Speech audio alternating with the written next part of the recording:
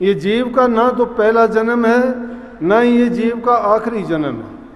हम समझ लेते हैं कि शायद हमारा यही जीवन होगा, लेकिन संतों ने, महापुरुषों ने, जिन्होंने इस चीज़ को समझा है, जिन्होंने इस चीज़ को जाना है, उन्होंने हम दुनियादारों को बताया है कि ये जीव 4 खान में 84 लाख योनि में भटकता है।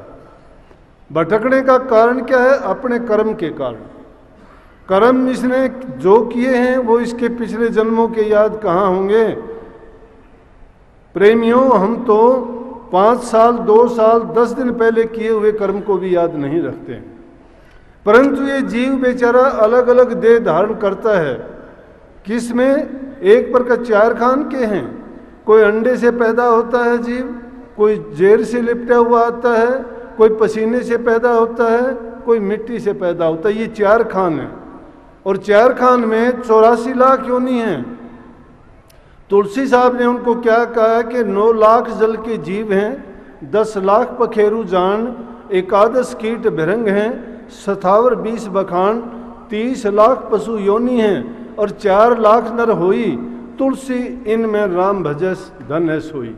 तो धन कौन जीव होया? जो इन 84 लाख योनि में इंसान का चोला पाने के बाद उस प्रभु की भक्ति में लग जाता है। अब प्रभु की भक्ति इतनी आसान नहीं है कि जिनको पूरा सतगुरु मिल जाता है उसका सारा कर्म का लेखा निमट जाता है।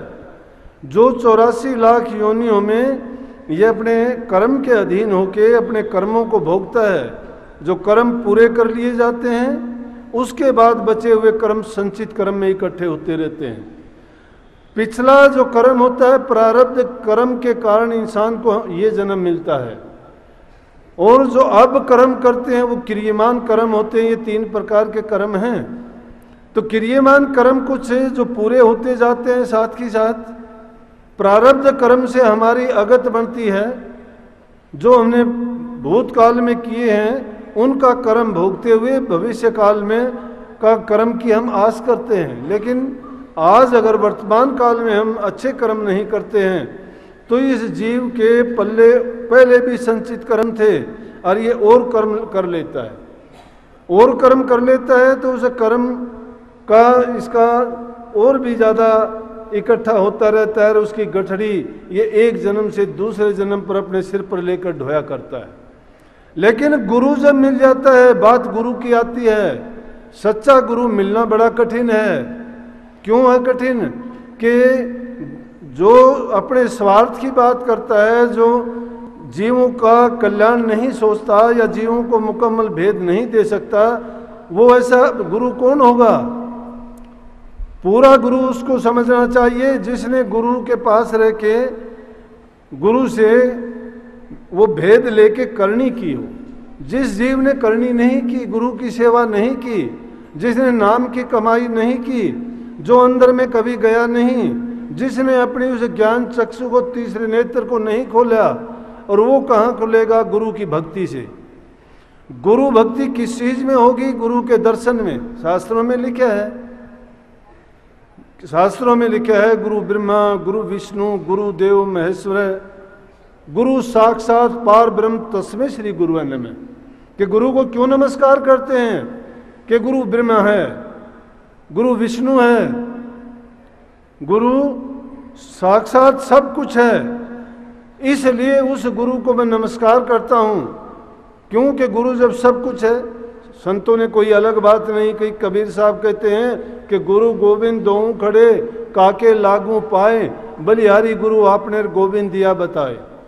जो अगर गुरु नहीं होता तो हमें परमात्मा की महिमा गाना, परमात्मा के बारे में ज्ञान देना, किस रास्ते पर चल के उस तक हमें पहुंचा जा सकता है, किस रास्ते पर चल के ये जीव अपने कर्म कटा सकता है, ये ज्ञान गुरु के बिना नहीं मिलता है।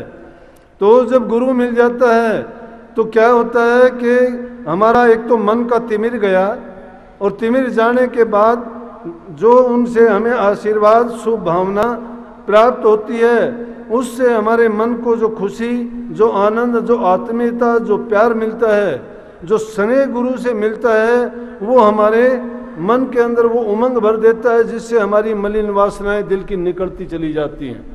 जब तक कोई मलिन वासना नहीं त्यागता है मन में बुराइयां जब तक हमारी भरी पड़ी हैं तो यूं समझो कि उस मार्ग पर चलने के लायक हम नहीं हैं।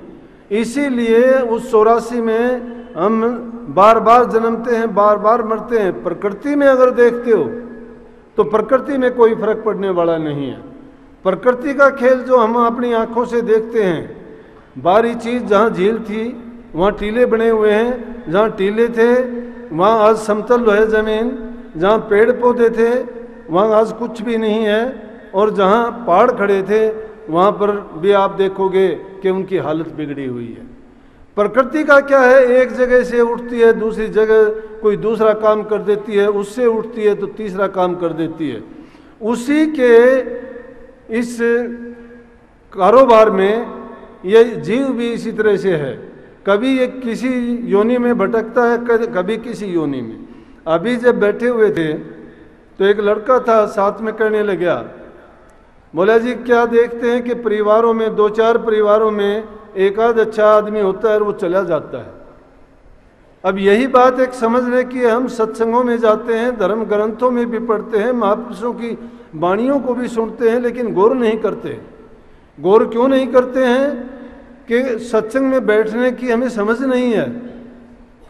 अरे अगर सत्संग में आके बैठते हो तो सत्संग में बैठने का नियम है कि अपने मन के कपाट को खुले रखो, अपनी आंखों को खुले रखो, गुरु की चेहरे पर अपनी दृष्टि को जमाए रखो, क्योंकि गुरु दर्श करो आंखन से, गुरु वचन सुनो सरवन से। गुरु ब्रह्म रूप धर आए, गुरु पार ब्रह्म गति गाए, गुरु सत्य नाम पद खोल्या, गुरु अलख अगम को तोल्या, गुरु रूप धरा राजा स्वामी, गुरु से बढ़ के नहीं अनामी। गुरु की कर हरदम पूजा, गुरु समान कोई देव न दूजा। गुरु की पूजा क्यों करो कि गुरु अपने पैर पुजवाना नहीं चाहता है। अरे हम जो करते हैं वो दूसरे के लिए नहीं, अपने लिए करते हैं। आप जैसा बर्ताव अपने प्रति चाहते हो तुम दूसरे के प्रति करके देखो, वो उससे आपके लिए ज़्यादा अच्छा करेगा। तुम अगर किसी से प्यार करते हो वो आपसे 1000 गुना ज़्यादा प्यार करेगा। अगर तुम किसी से नफरत करते हो तुमसे वो 1000 गुना ज़्यादा नफरत करेगा। लेकिन गुरु के दरबार में जब जाते हो तो वो कहते हैं कि सभी ये द्वेष भावनाओं को ख़त्म करके एक समता का, प्यार का पाठ बढ़ाते हैं कि उसको पढ़ने के बाद एक ऐसे समाज की स्थापना होगी कि जिसमें न जाति पाति होगी, ना कोई किसी प्रकार का भेदभाव होगा, और ना ही किसी प्रकार का एक दूसरे से ईर्ष्या रहेगी। आत्मीयता जब आ जाएगी इंसान में, हम प्रभु की संतान हैं, और सब के सब जब इकट्ठा मिलके नहीं रह सकते, कोई धर्म के नाम पर, कोई जाति के नाम पर, कोई अमीर गरीब के नाम पर, कोई छोटे बड़े के नाम पर हमने क्या कर लिया कि आपस में बैर द्वेष निंदा कर ली। नहीं तो परमात्मा के दरबार से तो एक घाट से आए थे, और एक ही घाट, एक ही रास्ता हमारा जाने का है। लेकिन ना समझ के हमने क्या कर लिया कि एक दूसरे के विरोधी बन के हमने अपने दिलों में ऐसा पाप पैदा कर लिया कि जिससे हम प्रभु से तो बहुत बिछड़े, बहुत दिन हो गए, लेकिन हम अपने साथियों से भी ऐसे बिछुड़ जाते हैं कि फिर मिलने का नाम नहीं लेते। इसलिए गुरु की पूजा ये है कि गुरु के पास जाओगे, गुरु तुम्हारा पहला अंधकार यही मिटाएगा कि आपस में घरों में प्यार प्रेम का पाठ पढ़ाएगा, माता पिता की सेवा का पाठ पढ़ाएगा, ज़रूरतमंद और जो दुखी जीव हैं उन पर दया करने का पाठ पढ़ाएगा। तुम्हारे पास कुछ देने लेने के तन से, मन से, धन से, हर प्रकार से दूसरे के लिए तुम उनके सहायक बनोगे, सुख देने वाले बनोगे, तो तुम्हारे पास उसके बदले में अपने आप सुख आएगा, तुम्हें मांगने की जरूरत नहीं रहेगी। क्योंकि कबीर नवे सो आपको और पर को नवे न कोय, घाल तराजू तोलिए नवे सो भारी होए। अगर दूसरे को कोई नेता है, नमन करता है, प्रणाम करता है, तो वो दूसरे को नहीं करता, वो अपने आप को करता है। तो हम क्या करते हैं कि जब दूसरे के पास जाते हैं तो ये बात द्वेष वाली जब मन से निकाल देंगे और सच्चे मन से प्यार करेंगे, तो मैं कहता हूँ कि आपस में वो प्यार हो जाएगा। नहीं तो गलत अर्थ ना लगा लेना। मैंने कल भी सत्संग में कही थी, एक लड़के ने गलत अर्थ लगा लिया। लगा क्या लिया, मतलब की बात सब करते हैं, सब सोचते हैं। मैं आज भी बताऊंगा, कल भी मैंने बताई थी। एक नौजवान लड़का मेरे पास आया और आके वो लड़का मेरे से कहने लगा कि जी आपसे एक काम आया हूँ मैं, परसों की बात है। मैं हाँ बोल भाई, मेरे से जो काम आया है मैं जो करूँ तेरी मदद कर सकता हूँ करूँगा। कहने लगा जी मैं शादी करना चाहता हूँ। मैं कहा कि बहुत खुशी की बात है, कर भाई, लेकिन मेरे दिल में सवाल आया कि शादी अगर करना चाहता है तो आश्रम में करना चाहता होगा, या कोई ये दूसरे तरीके से करना चाहता होगा, या तेरे से यूं कहता होगा जी हम आपके ही सामने आके कि मैं ना दहेज लेंगे ना देंगे, खर्चे से बचेंगे। मैं अच्छा तरीका इसने कोई अपनाया हुआ। इतनी देर में मेरे दिमाग में ये तो ख्याल आए, लेकिन कोई नकारात्मक ख्याल नहीं आया कि कोई और बात भी होगी। लेकिन जब तक मेरे ये ख्याल चलते रहे मन में, और थोड़ी देर में वो कहने लगा जी थोड़ी एक दिक्कत है उसमें। मैं कहने लगा क्या दिक्कत है भाई? कहने लगा जी मैं दूसरी जाति से हूँ, लड़की दूसरी जाति से है। मैंने उसका जवाब नहीं दिया। मैं क्या जवाब दूँ अब इस बात का? क्यों कि जैसे कही है महापुरुषों ने कि रहीमन अब मुश्किल पड़ी गाढ़े दोनों काम, साचे से तो जग नहीं झूठे मिले न राम। मैं ये तो धर्म संकट हो गया। अगर मैं ये तो कहता हूँ कि ना भाई गलत है तो कहेगा जी आप तो दुनिया को क्या कहते हो और आपको क्या फर्क पड़ता है इससे। अगर मैं झूठ बोलता हूँ तो समाज के लिए बुरी बात है, इसके माँ बाप नहीं मानते होंगे। मैं कहने लगा भाई क्या बात है बोल, क्यों नहीं है? बोला जी लड़की के तो घर वाले चाहते हैं, लेकिन जो हमारे घर वाले हैं वो नहीं चाहते। मैं कहने लगा लड़की वाले ने अपने घर वाले मना लिए, तू अपने घर वालों को मना ले। ने बोला जी ये बात भी नहीं है, मुझे तो दुख और बात का है। मैं वो और बता भाई कौन सी बात है? ने बोला देखो आप सत्संगों में ये कहते हो कि जाति पाति कुछ नहीं होती। और ने बोला मेरे घर वाले सत्संगी हैं, रोजाना वो सत्संग भी सुनते हैं, लेकिन देखो वो जाति पाति मानते हैं।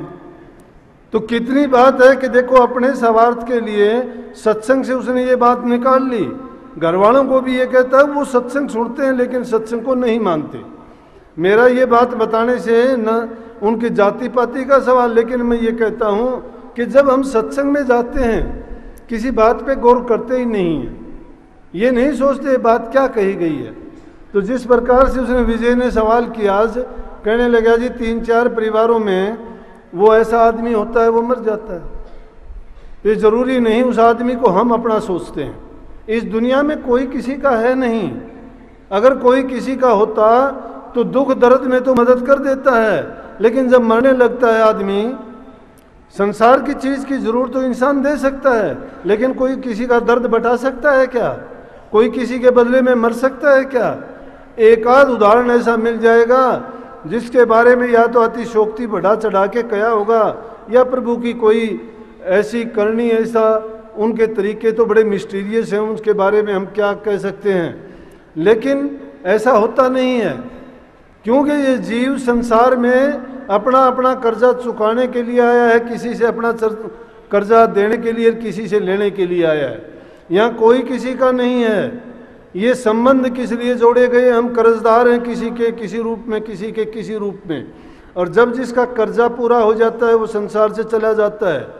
ये जितनी भी चीज़ें, जितने भी हमने अपनाई हैं चीज़ें, चाहे धी हो, जमाई हो, बेटा हो, भाई हो, रिश्तेदार हो, नातेदार हो, यार दोस्त मित्र हो, कोई भी हो, कोई किसी से धोखा कर जाता है, कोई किसी का लेके चला जाता है, और हम जो है उसके पीछे पीछे भागते हैं। हम सोचते हैं कि इसने मेरा लूट लिया, मेरा ये कर लिया, वो कर लिया।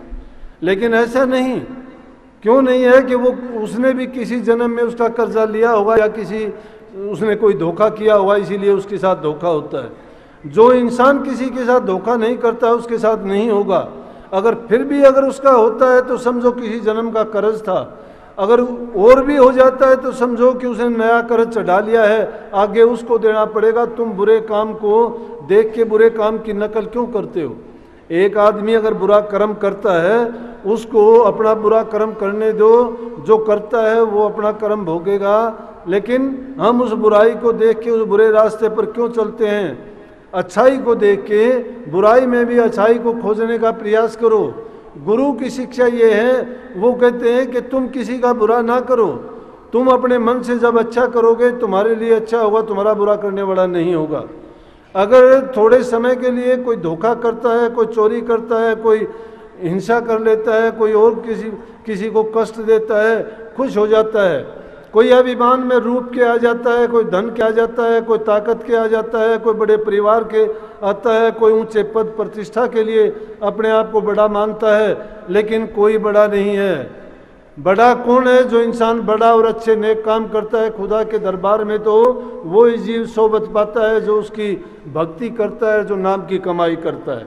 जो जीव नाम को नहीं जानते और अपना जीवन नशों में, विषयों में, विकारों में बर्बाद कर देते हैं, जिसने कभी ये जाना नहीं क्या सत्य है, क्या असत्य है, क्या भक्ति है और क्या नेक कर्म है, क्या दान पुण्य है, क्या सेवा है, इन चीज़ों को जब तक जीव नहीं समझता है और इनमें भेद नहीं जानता है, तब तक वो समझो पशु के तुल्य उसका जीवना है। अरे करतूती पशु की करता है, जन्म इंसान का उसने लिया है, तो क्या बात है? कोई बात नहीं है। असल में तो इस जीव का सुधार जब होता है, ये गुरु की शरण में चला जाता है। गुरु की शरण में जब जीव चला गया और गुरु की आज्ञा का उसने पालन कर दिया, स्वामी जी महाराज ने इसीलिए कहा कि प्रथम सीढ़ी है गुरु भक्ति। गुरु भक्ति है क्या? गुरु के चरण दबाना गुरु भक्ति नहीं है। गुरु को नोट चढ़ाना या और कोई भेंट पूजा देना गुरु भक्ति नहीं है। या गुरु के पास जाके बैठ जाना ये गुरु भक्ति नहीं है। या गुरु के आगे जाके चापलूसी करना, उसकी बड़ाई कर देना, उनकी बातों का बखान कर देना गुरु भक्ति नहीं है। गुरु भक्ति है क्या? गुरु के वचन की पालना करना, गुरु की आज्ञा में चलना। गुरु आज्ञा जो मानता नहीं। अरे रामायण को भी हम 5वां वेद कहते हैं, उसमें भी देखो श्री रामचंद्र जी जब वन में जाते हैं, वशिष्ठ मुनि से कदम कदम पर गुरु की शिक्षा के अधीन हैं। वो कदम कदम पर वशिष्ठ जी से अपनी शंकाओं का निवारण करवाते हैं। वो सवाल करते हैं, वशिष्ठ जी उनके सवालों के जवाब देते जाते हैं। और वाल्मीकि के भी जब आश्रम में पहुंचते हैं रामचंद्र जी, तो वहाँ जाके भी उनसे क्या कहते हैं? वाल्मीकि जी की परीक्षा लेने के लिए, उनको जानने के लिए कि ये भी गुरु भक्त हैं, भक्ति करते हैं परमात्मा की, और इनसे पूछ के देख। और उनसे वशिष्ठ वाल्मीकि जी से कहने लगे कि वाल्मीकि जी मुझे रहने के लिए स्थान बताओ कि मैं कहाँ रहूँ, जंगल में कोई ऐसी जगह है। उनका मतलब तो ये था कि वाल्मीकि जी क्या समझते हैं इस चीज़ को। कहने लगे जी मुझे बताओ कि यहाँ रहने की ऐसी कौन सी चीज़ है। बोला गुरु से बढ़कर भी जो आपको जानता है, जिसके काम क्रोध लोभ मोह अहंकार नहीं है, जिसमें किसी प्रकार अक्षोभ और किसी प्रकार की निंदा ईर्ष्या नहीं है। हे रघुराय तुम उसके दिल में जाके बसो। तुमसे अधिक गुरु ही जिन जानी, सकल भाव से भी सन्मानी। काम क्रोध लोभ मान न मोहा, लोभ न अक्षोभ राग न द्रोहा। तिनके हृदय बसु रघुराया, जिनके दंभ कपट नहीं माया। कि जिनके दिलों में दम्भ नहीं है, कपट नहीं है, काम नहीं है, क्रोध नहीं है, लोभ मोह अहंकार नहीं है, कि हे प्रभु आप तो उनके दिलों में बसते हो। इसलिए प्रेमियों जो गुरु के भक्त होते हैं, गुरु शिक्षा क्या देता है? अरे गुरु यही तो कहता है कि इन विषय वासनाओं से, इन बुराइयों को त्याग के तो देखो, आप तो ब्रह्म रूप हो। लेकिन उस ब्रह्म रूप को ये ना मान लेना कि मैं इंसान हूँ, मैं जो करता हूँ सही करता हूँ, मैं ब्रह्म रूप हूँ तो मुझे करने की जरूरत नहीं है। इसी प्रकार का भ्रम एक शिष्य को हो गया था। कैसे हुआ कि गुरु के पास जाया करता था। हमारी परंपरा रही है हिंदुस्तान की, यही हमारी धरोहर है और यही सबसे बढ़ के हमारी संपत्ति है। लेकिन आज इस कलयुग में जो कुछ देखते हैं अब कि नौजवान युवा भटके हुए हैं, उस भटकाव का कारण और कोई नहीं, हम हैं। धर्म का प्रचार होता है, फिर भी क्यों भटकते हैं? वो संस्कार नहीं है। अरे घरों में इतनी बार रहते, घरों में हम सत्संगी भी आते हैं, आप में से इतने लोग अगर सच्चाई के रास्ते का प्रचार करने लग जाएं तो एक हिंदुस्तान क्या पूरा संसार तर सकता है। लेकिन दुख की बात है, आप लोग भी ये वचन सुन के कोई मानने को तैयार नहीं है।